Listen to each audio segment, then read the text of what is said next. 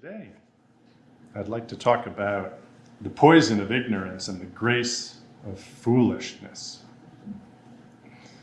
Today being April Fool's Day, this theme just evolved for me today, kind of organically. It came to me that I really wanted to talk about ignorance this morning, so I started just jotting down some notes about my talk in the morning. And then, like a few hours later, I realized it was April Fool's Day, and I remembered that I wanted to put out a newsletter through my Zen at Work newsletter group, which I guess most of you are probably on that list. I don't know if anybody reads it in this group. So I got pulled into writing a newsletter about kind of foolishness, but it was really about foolishness from a Zen perspective. And I brought in Ryokan and the Zen monk Ryokan. And it gave me a kind of a new perspective on what I was thinking about with respect to ignorance that I was talking about. So it all kind of evolved for me together. So I'm just going to share my thoughts on this with you today. And hopefully this will be interesting and encouraging for you.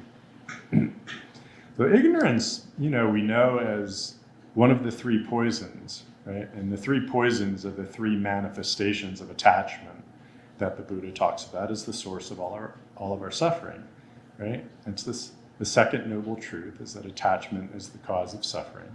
And attachment manifests in three ways: greed, anger, and ignorance; craving, aversion, and ignorance. The first two have different words for them, but ignorance is oftentimes just spoken of as ignorance, right? So I feel like the first two, they get maybe a little bit more airplay in our Buddhist practice. Greed, we all kind of relate to that. We understand our own cravings. We judge ourselves for being greedy. We judge other people for being greedy. It's really alive. It's very charged. That manifestation of attachment. And actually, because it's charged, it gives us something to work with. Right? The Buddhist teachings are quite clear about this, that actually the greed and craving, or hatred, and aversion are the more workable forms of attachment. Right? And we have hatred, aversion, a lot of charge to that. We feel it, we know it, we're familiar with it, we judge it. Okay. So these are toxins that we transform into wisdom and compassion. Then we have ignorance, this third one, which I feel perhaps doesn't get as much airplay. And I want to give it some really considered attention here. Because the Buddha actually said it's ignorance that's the root of our attachments. Primarily, it's our lack of awareness, our unconsciousness around our true nature. Okay? It's a false sense of ourself that's actually really leads to craving and aversion being as problematic as they are. So this is really the big one. Really see the truth of our nature. Okay. This is the big one.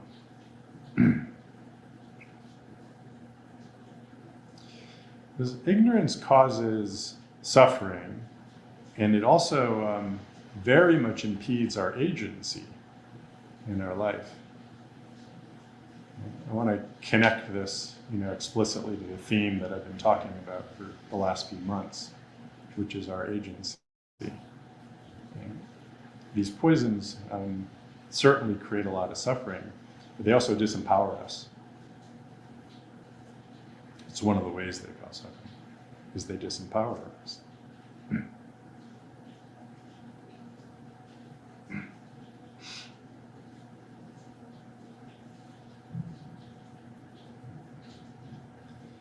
So our practice is generally to go into our attachments in order to develop wisdom from them.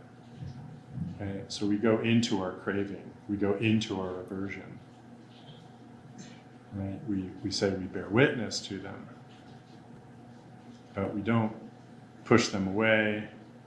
We don't, in a sense, try to fix them. Okay? We go into them. We explore them. We investigate them. We study them in the way that Dogen meant when he said to study Buddhism is to study the self. So we study our craving with our mind and our body. We study our aversion with our mind and our body, and we have to study our ignorance with our mind and our body.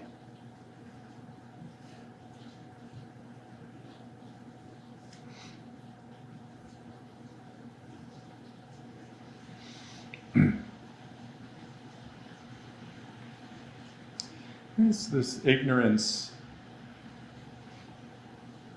it is more than just we don't know something. You know, I mean, we're limited in what we know and in what we are aware of. Okay. So it's not the not knowing that's the problem.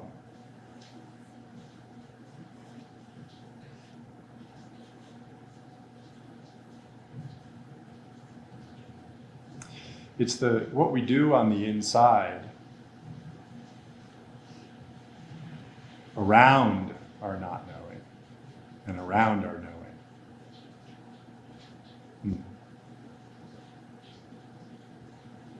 How we're living how we're living what we know and how we're living what we don't know.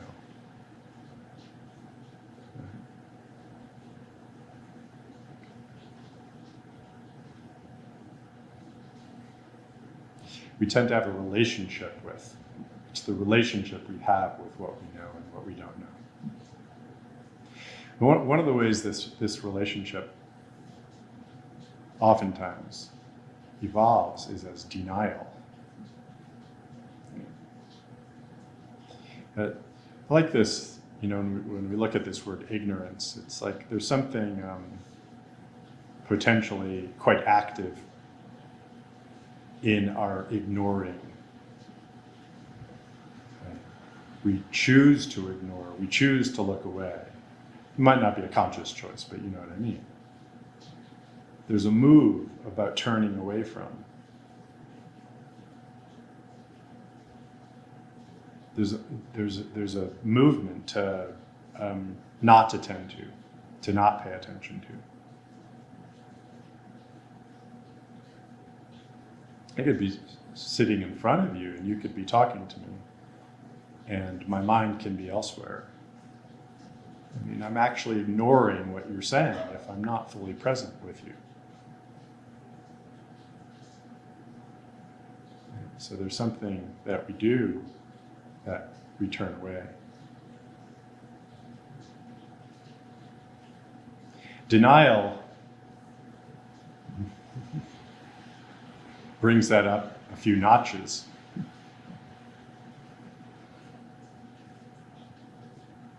Where we don't embrace our ignorance, we don't embrace what we don't know, we actually create a false knowing instead of the knowing of truth. We completely resist the truth and create a false reality in its stead. We're all in denial about certain things. We're in denial about things that are uncomfortable to us. Things about the world, things about other people, and most intimately, things about ourselves that are very sensitive and very, we feel, scary and difficult for us to approach.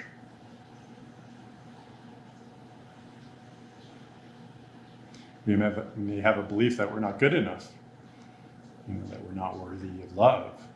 Most of us have this. brought up with that at some level, even with very loving parents. There's oftentimes signals that we take the wrong way as kids, and we develop some idea that we have to be a certain way in order to earn love. We have to behave a certain way in order to protect ourselves. We have to do a certain thing or be a certain way in order to be worthy.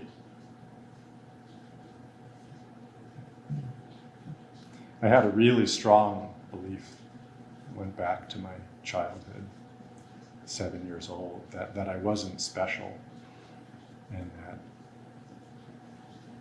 I wouldn't be regarded, I wouldn't be loved by my parents unless I was special, and I wasn't special. So for a long time, I had this undercurrent of having to be special. It drove me to do well in school. It drove me to excel in everything I could think of, in creativity, academics, athletics. And of course, it never worked. As however many accolades I got, however much success I had, however creative I was,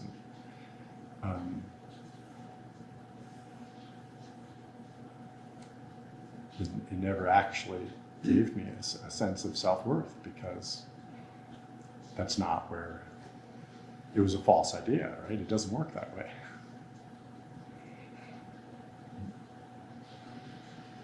I was looking for something from the outside that I could only get on the inside.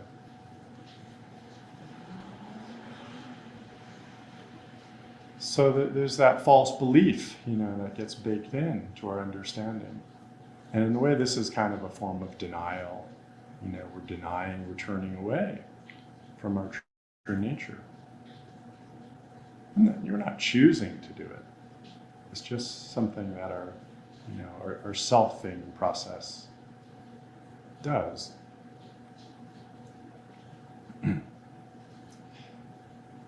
But we are at choice, right? To proceed along a path of kind of madness, as if this idea of reality is true, that I have to be special in order to be loved. It's like a scientific proposition that has been disproved over and over again, but we still continue to do these experiments as if we're going to prove that to be the case. It's taken as axiomatic. Okay, so when do we make the choice and say, well,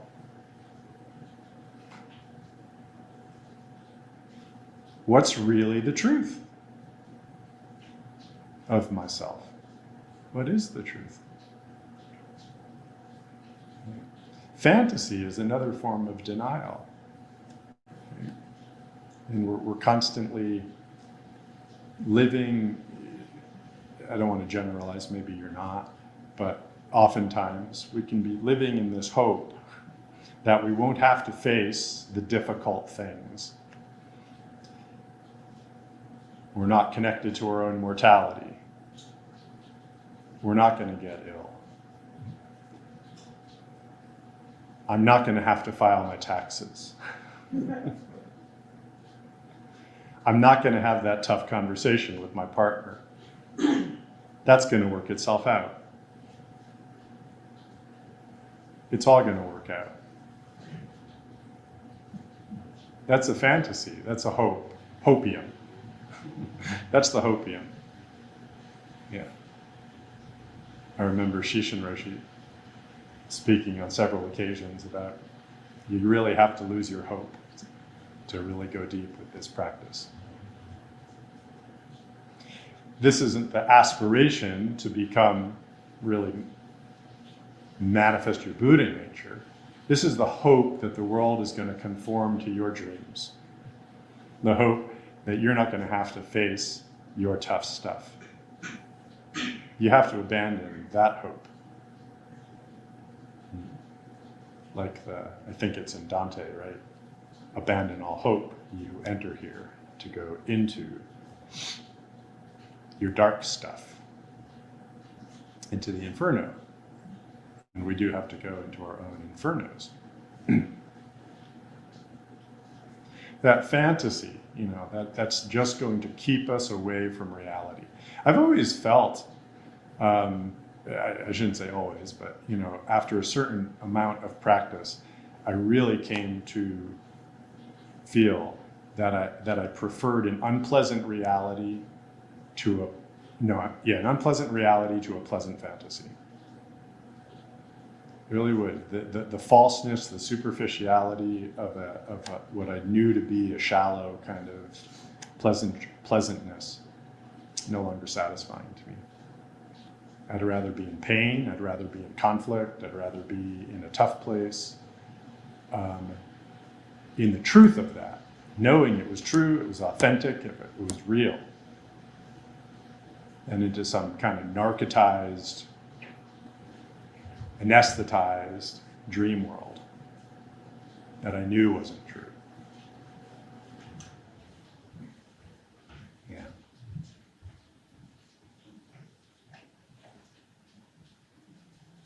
This denial is,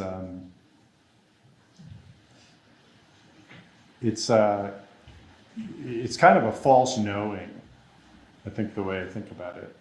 Our denials, within our denials, are these ideas about the reality. I'm not going to have to face that. Things are going to turn out this way. There's a whole knowing system wrapped up in our denials. So where not knowing comes in is to drop all of these cherished knowings and keep us from the true, intimate, sensitive, tender, vulnerable place of this life.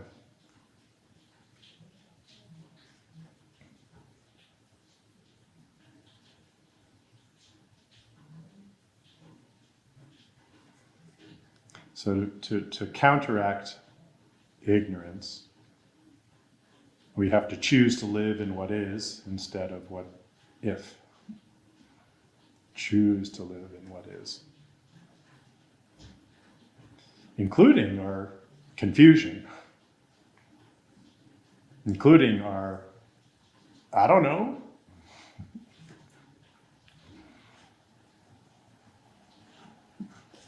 This is where the grace of foolishness comes in. This foolishness is not ignorance.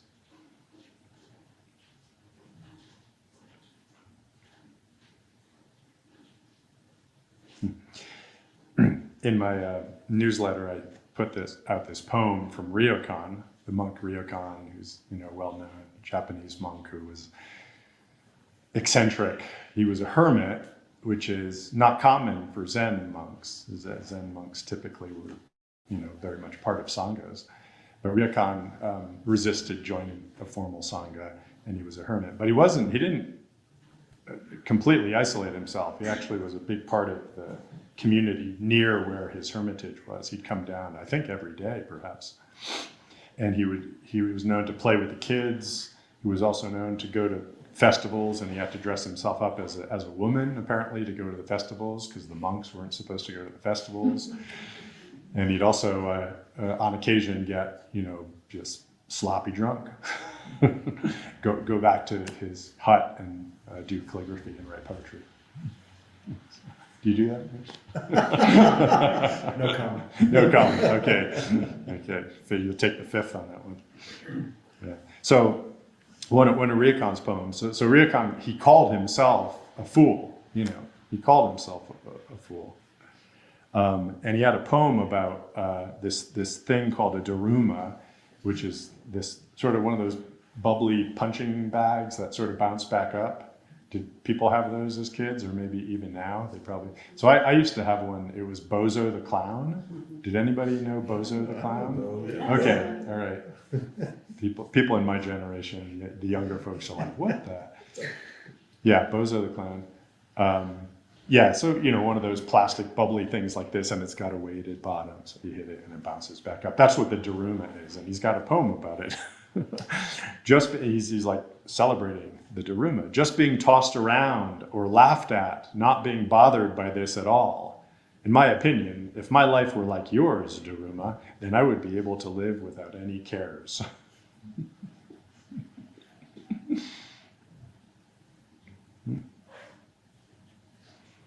That's the holy fool right there.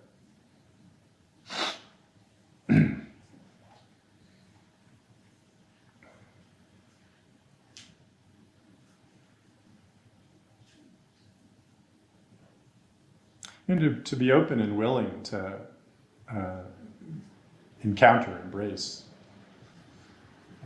meet, whatever life offers. That's the spirit of the fool, from a place of radical innocence, radical openness, even a kind of a radical recklessness, you could say. I like this image of the fool in the tarot deck. Some of you might be familiar with that. It's the first card in the tarot deck of the major arcana, like the 0 card, I think it's called in some decks. Right? Before, the master and the lovers and all these other major archetypes present, the fool is the starting point. And the image in most of the tarot decks is of a youth. I think it's typically a male, and he's prancing along a cliff edge. So he's on a journey, walking through the mountains, and he's on a cliff edge. So he's off on the trek. He doesn't know where he's going. There's a dog usually yapping by his side, and you sort of get this impression like the dog is kind of saying, watch out, you're right on the cliff edge, you're going to fall out. And he's just kind of, happy-go-lucky and just accepting everything, without a view to his own safety, defending himself, knowing where he's going, planning where he's going, calculating and contriving what he's going to get from it.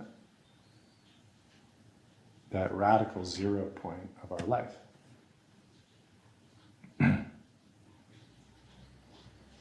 That's the spirit of the fool.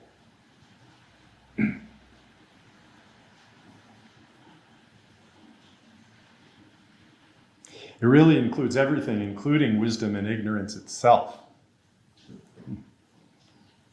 This openness, this foolishness.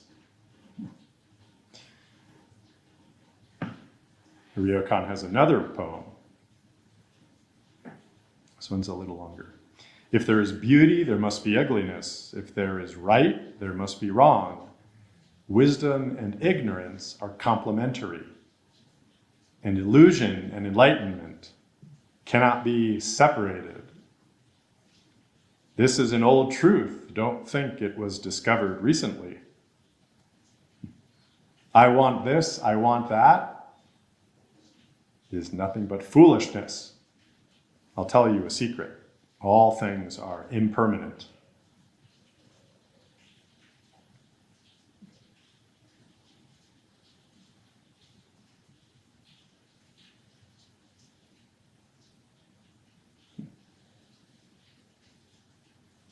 The holy fool doesn't know wisdom or ignorance.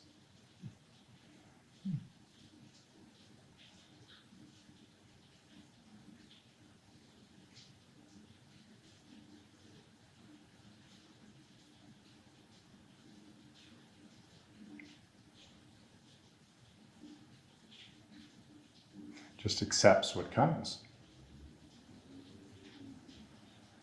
He doesn't even have a word for beauty, beautiful or ugly.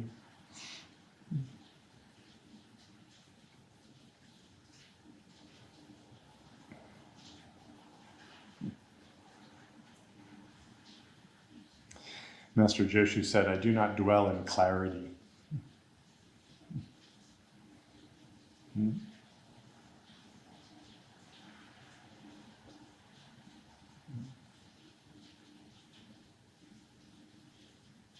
So I don't want you to make a thing of ignorance. To make a thing of ignorance there might be some ignorance in that.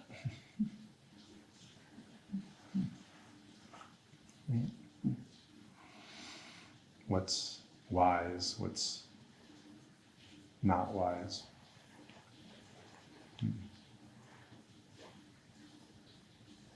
Yeah, just meet the truth of each moment.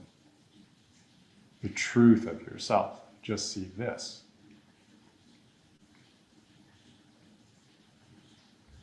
Without any labels, without any contrivance.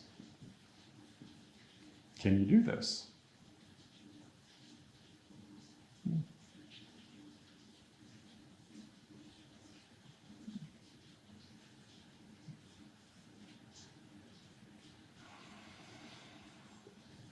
I feel like I'm saying a lot of nonsense.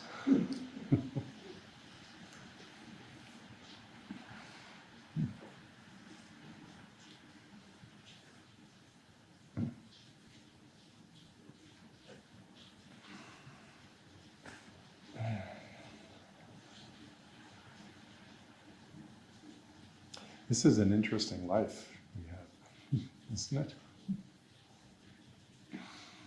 Yeah.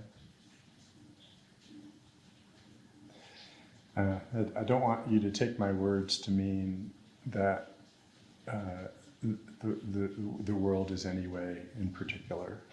I just want you to take them as encouragement to look into your own nature and your own self and see what you are creating.